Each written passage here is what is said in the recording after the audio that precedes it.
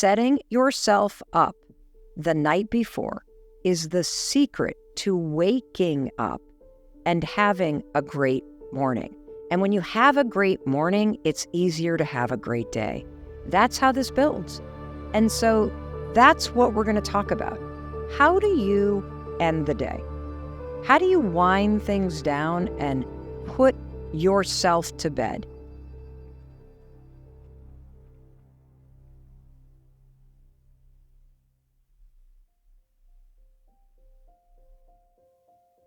I want you to stop and think about something. You already have a routine about how you shut down your house or your apartment.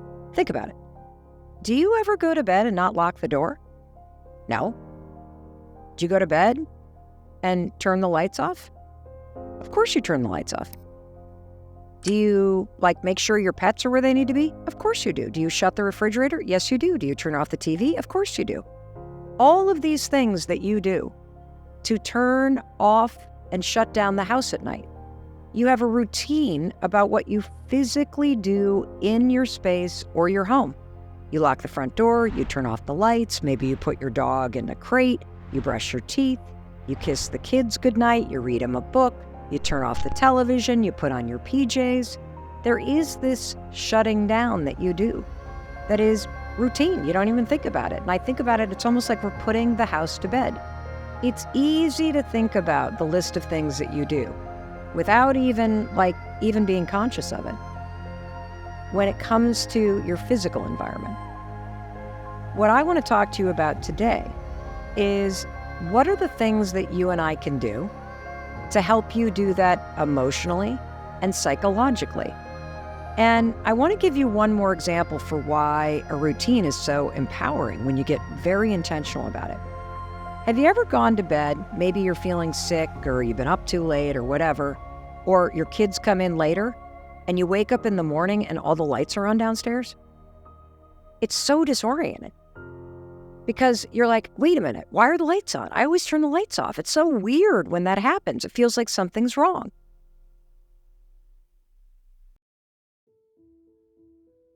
So in just a minute, I'm going to walk you through the things that the current Mel Robbins does every single night. This is my evening routine, and the philosophy behind it is all about making my mornings easier.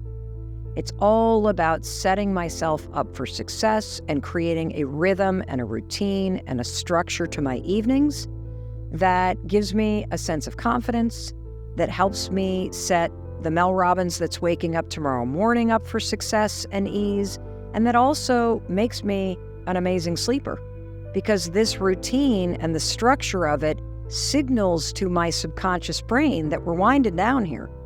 Just like we lock the front door and it's time to go to bed, we're turning out the lights, it's time to go to bed, you are going to do a series of things that signal to your brain and to your mind that it is time to turn it off and to tuck yourself in. I think a lot about how when I was growing up, I had a very, very strict bedtime routine. My parents were not dummies. They did not want me up late. There was no negotiation.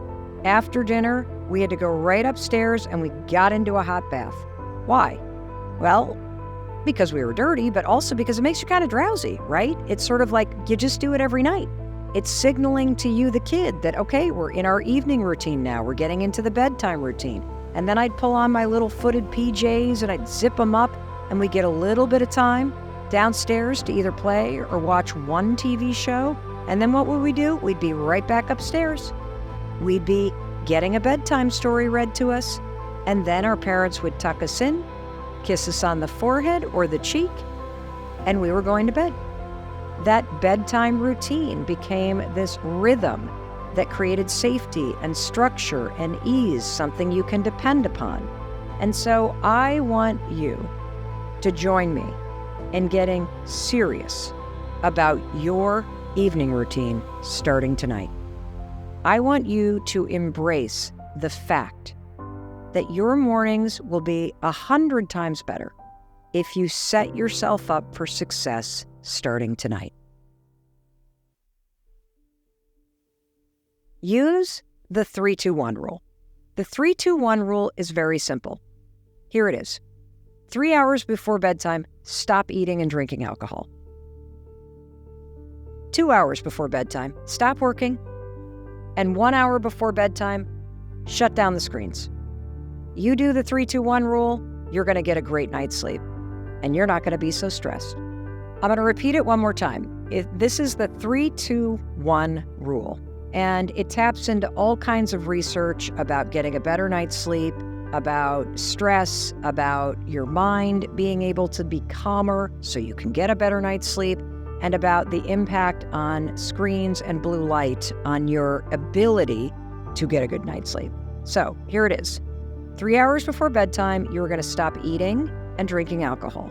And for me, because I go to bed early, that meant we had to move the dinner time a little bit earlier. Second, 2 hours before bedtime, stop working. Stop working. One of the reasons why you may have trouble sleeping or relaxing or stopping racing thoughts, or you may be waking up in the middle of the night, is because you're working too close to your bedtime. So your thoughts are spinning and your stress level is high. So 2 hours before bed, stop working. And finally, 1 hour before bed, you got to shut down the screen time. The blue light on your screens, your laptop, your phone, it is interfering with your brain's ability to shut down and sleep. So the 3-2-1 rule will make a huge difference in your life.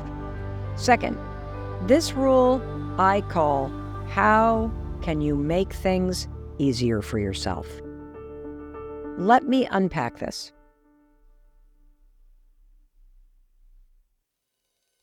When I look back on periods of my life where it was a real struggle to stick to habits or to stay calm and confident, it was because I was making my life harder. I was relying on willpower or discipline or remembering to do things. And when it dawned on me, hey, there are simple things that you could do, Mel, that would make your life a hell of a lot easier, especially in the morning. There are decisions that you could make at night. There are simple things that you could do in order to take a step, in order to move the ball down the field at night. So when you wake up in the morning, you don't have to do so much thinking. So let me give you some examples of this. One way that I make my life easier in the morning is every single night, I lay my exercise clothes out on the floor in my bedroom, or heck, even in the hotel. So I've been on a business trip now. This is day 15 of a business trip hitting 6 different cities. And I move my body every day. And I know if I'm going to get up at 6 o'clock in the morning in a hotel, I don't want to be fumbling around in the dark looking for the pair of tights that are actually clean instead of having to turn the clothes inside out to figure out what I could put on my body. Do not do that in the morning. You're creating too much resistance. It requires too much energy and thinking. Make it easier.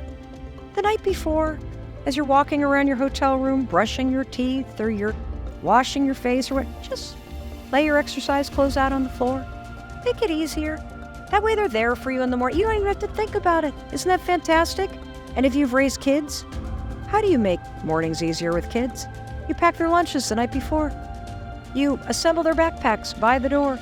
You put their hockey sticks or their tennis rackets or their cleats, the things that they need to remember, right there. For you and me, here's how you can do that for yourself as an adult. Let's say you have a commitment every single morning as part of your morning routine to journal more or to drink more water. Here's a great idea. Put the water bottle filled up by the coffee pot. Put the journal where you're going to do your journaling exercises by the coffee pot.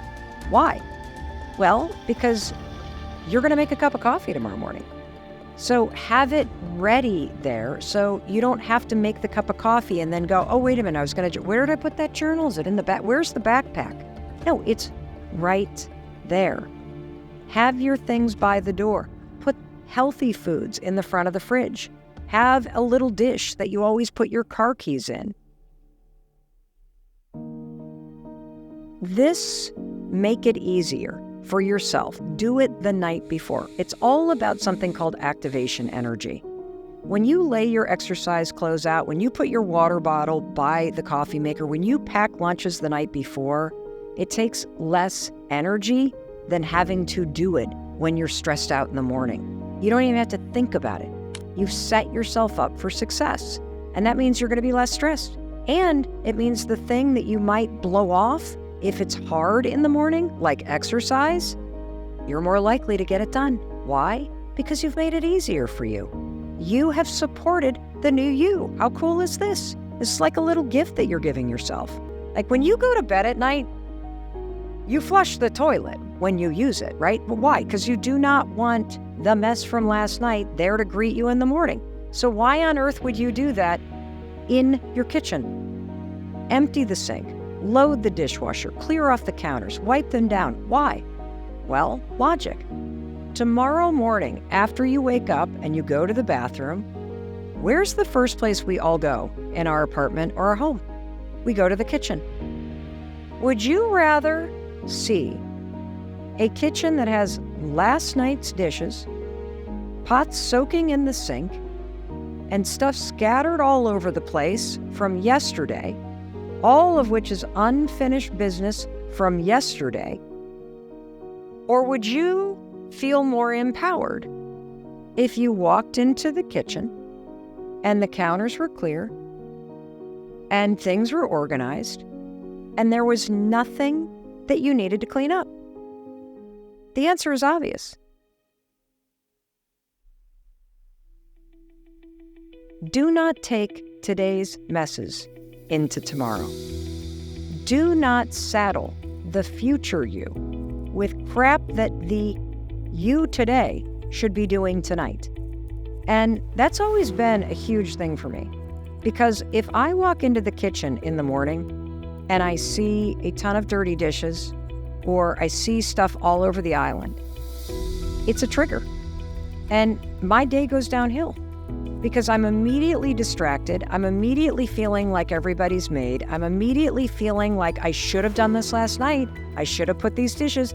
Now this pot that has been soaking in the sink with all of the suds in it, the suds are gone and the water is ice cold and disgusting and oily. I don't want to put my hands in that. And half the stuff hasn't soaked off anyway. And so I didn't make it easier. I actually made it harder and grosser and more disgusting. And now it takes me even more time. So this idea for me of clearing the counters, no dishes in the sink, nothing on the counters, it means I am waking up to a brand new clean slate today, both metaphorically, visually, everything. And so how can you do this? Think about this as part of the non-negotiables when you turn off the lights and lock the front door. Do a quick loop through the kitchen and take 5 lousy minutes to pull it together. Clear off the counters, get everything in the dishwasher, or finish the dishes, get it done. Because I promise you, psychologically, walking into a physically clean slate helps you mentally feel like you've been given the gift of one when you wake up in the morning.